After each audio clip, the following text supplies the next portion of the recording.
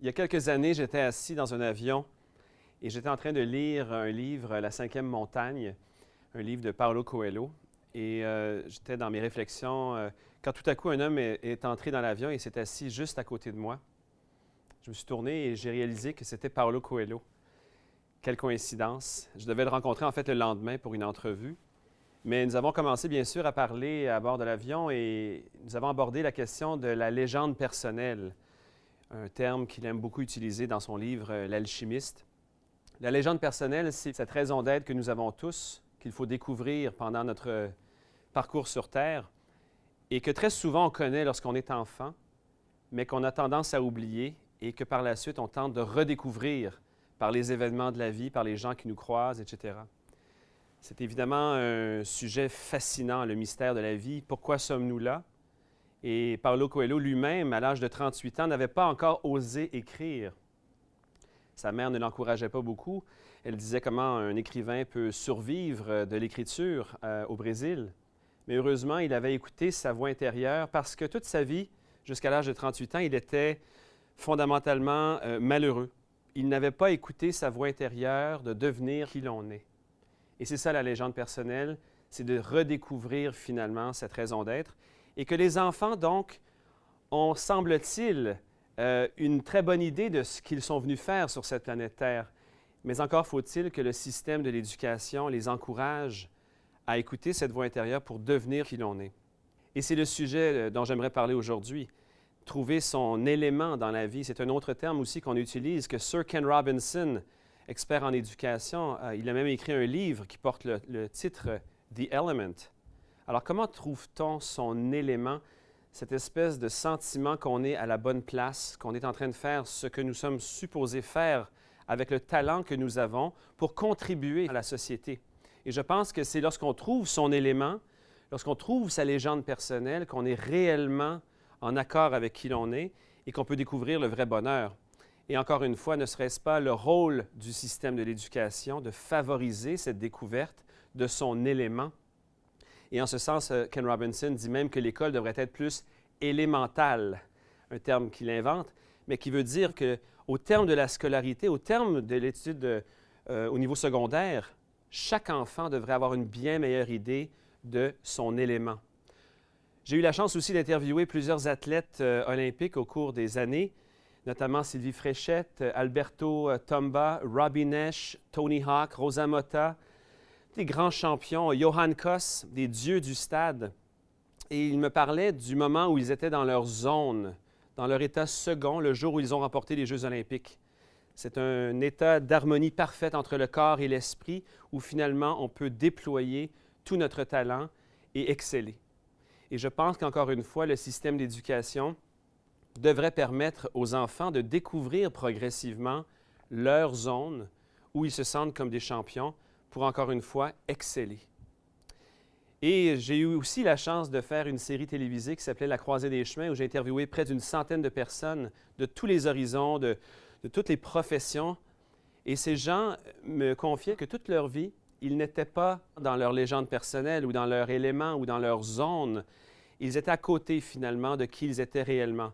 La psychologue Rose-Marie Charret parle de la toute petite poupée russe.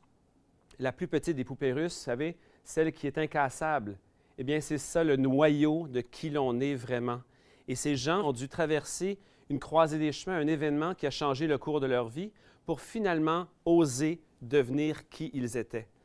Mais le système d'éducation ne pourrait-il pas prévoir le coup et favoriser justement ces découvertes tôt dans la vie, chez les enfants, pour qu'ils puissent découvrir cette petite poupée russe? Alors, comment parvient-on à atteindre cette légende personnelle ou cette petite poupée russe? Je pense que si l'on parle le même langage que les enfants, on va augmenter les chances d'y arriver. C'est comme un peu deux walkie-talkies, vous savez, il faut être sur la même fréquence pour qu'on puisse s'entendre l'un et l'autre.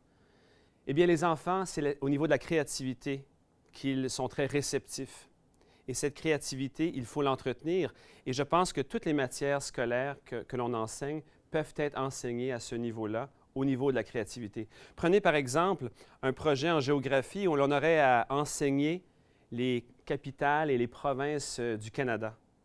On peut très bien forcer l'information dans le cerveau des enfants, mais si par exemple on leur disait Vous allez faire une tournée pan-canadienne où vous allez déployer vos talents. Peut-être est-ce une tournée canadienne pour participer au niveau d'une compétition sportive. Peut-être est-ce une tournée d'humoristes que vous allez faire.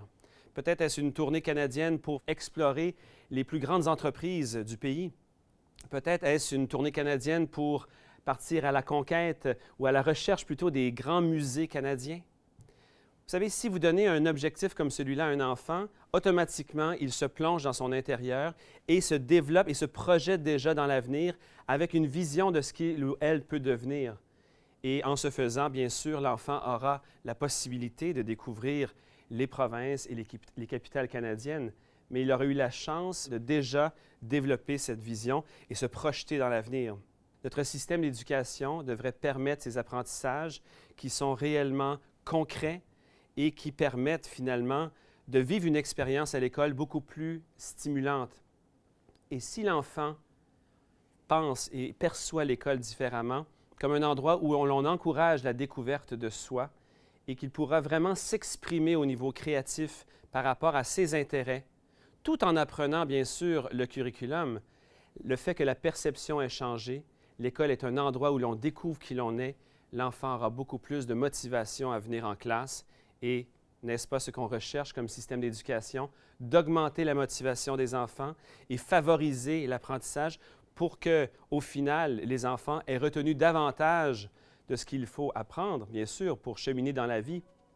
Mais nous ne sommes pas tous à la recherche de devenir des actuaires. Donc, les connaissances en mathématiques ne sont pas aussi importantes pour tous les enfants. Et nous ne sommes pas tous non plus à la recherche d'un diplôme de doctorat en littérature française pour peut-être devenir un enseignant au niveau du français.